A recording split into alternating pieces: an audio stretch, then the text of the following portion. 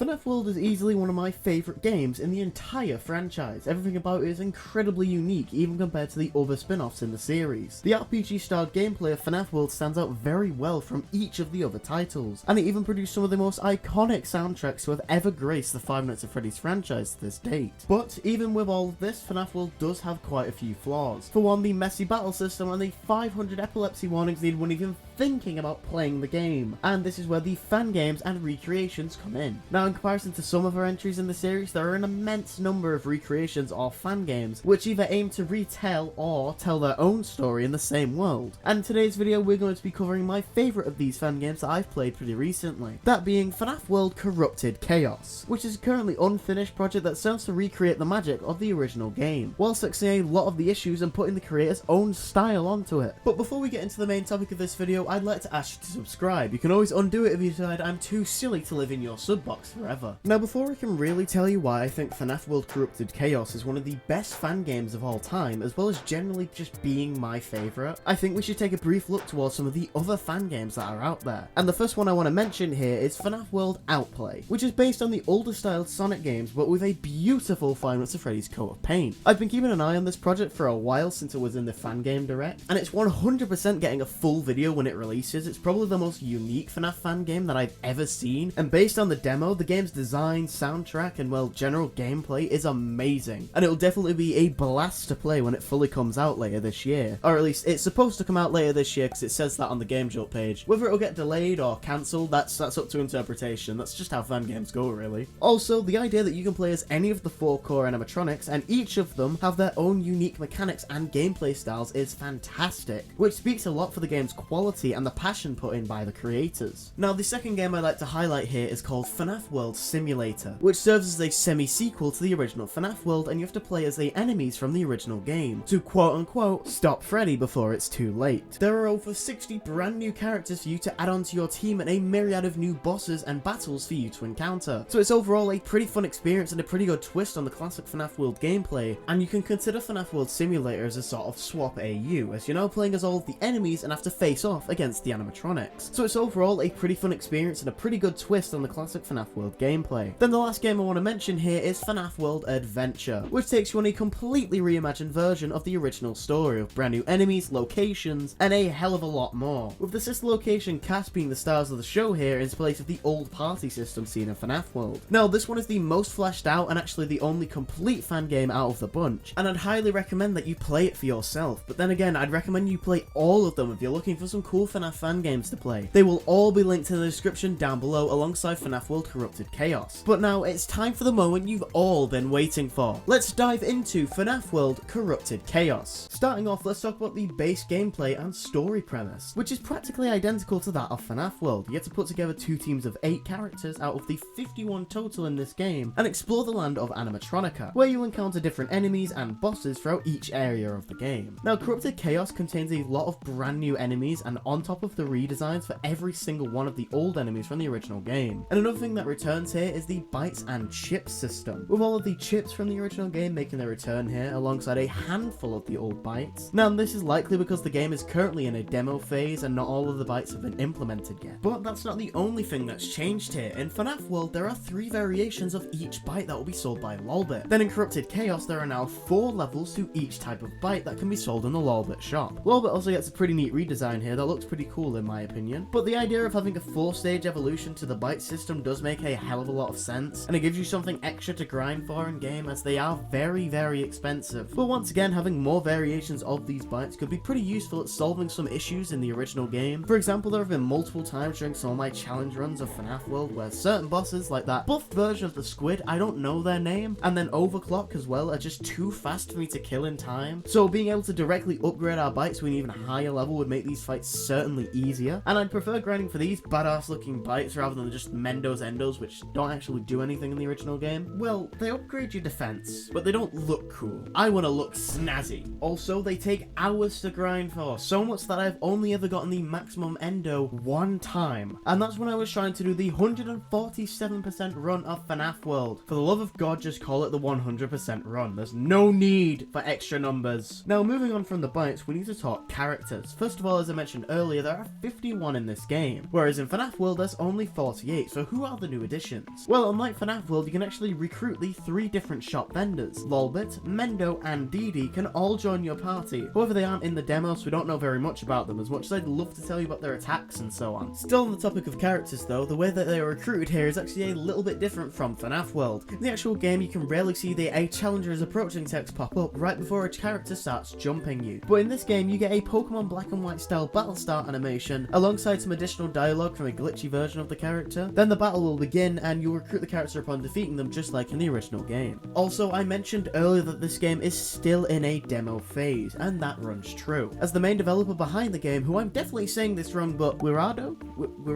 If I said that right, I deserve a sub for that one. But anyways, they have recently put the game's development on hold. Now, it's not cancelled, they specifically said that, it's just being paused for a little while. And I say very recently, as it was 3 days ago as of writing this script. And unless they do manage to put out the unfinished build mentioned in their Game Jolt post by the time I make this video, then as of now, the game only goes up to the entrance of Pinwheel Circus, with the final boss being Browboy here, which wraps up everything that you need to know about the gameplay specifics of FNAF World Corrupted Chaos. But don't click away just yet, as for the next portion of the video, I'm going to be bringing up a lot of points, mainly to do with stuff that I think the game does well and the stuff that it doesn't do well. So we'll start with the things that I think Corrupted Chaos has done exceptionally well here. Firstly, the music design for this game is fantastic. I've used it throughout almost the entire video so far, and I think that it almost rivals the original game in my opinion, which is a massive achievement given that FNAF World has some of the greatest music tracks to ever come out of the series in general. Also, the fact that the classic Toreador march shows up as a primary leitmotif throughout the soundtrack here is really cool.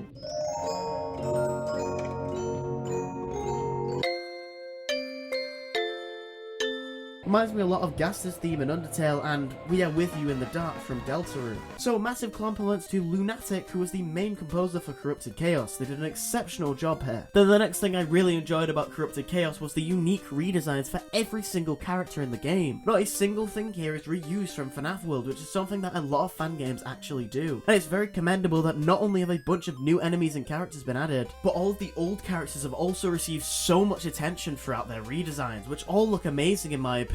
Although I can agree that in some cases they look a little silly. But because this is based on FNAF World, an already pretty silly game in the series, it works quite well. And my last major positive here is that the game doesn't blind me every time I play it. The flashing lights have been turned down here, and I think it's a major positive, as the blinding lights were one of the worst parts of the original game, and I found myself feeling sick after playing FNAF World before, and I'm not even epileptic. And now we can take a U-turn and talk about the negatives to do with this game, of which there aren't actually that many. Firstly though, the quality of some of the renders lacks in some points, my main focus here being Browboy, but the game is just a demo, so that's understandable for the moment. Also, some of the locations and battle backgrounds do look a little empty, but once again, I think this can be chalked up to the game being in a demo phase, as it obviously isn't finished yet. So I can hope that in the final game, when it comes, these backgrounds and such will get a bit of a revamp. Besides that, I don't have very many complaints when it comes to FNAF World Corrupted Chaos. And overall, Corrupted Chaos is a fantastic game in its own right, and an amazing FNAF fan game all in all. The music here is top notch, the character designs are all amazing, and even being a demo when compared to some other FNAF World fan games, it stands out as one of the best in my opinion, and it's clear that a lot of passion was put into it, with its only real downside being that it's unfinished, which can, well, be fixed later. So yeah, Corrupted Chaos is a solid 7 out of 10 fan game in my opinion, which for a demo is really, really good. And that's going to be all for this video. I know it's been a much shorter one than usual, but I've got exams going on literally right now, so it's the best I could do with my limited time. Now, if you enjoyed this video though, and I want to see more, then make sure to like and subscribe. Also, join the Discord, link is in the description. All this really supports me, and you can always undo it if you decide you don't like me anymore in the future. And in bigger news, the Undertale video is going to be the very next one to come out, just in time for Deltarune chapters 3 and 4, but in the meantime, I have plenty of other FNAF videos on my channel already, as well as some other stuff for other games too. So until next time, make sure to watch those videos, and hopefully I'll see you all later. Goodbye everyone!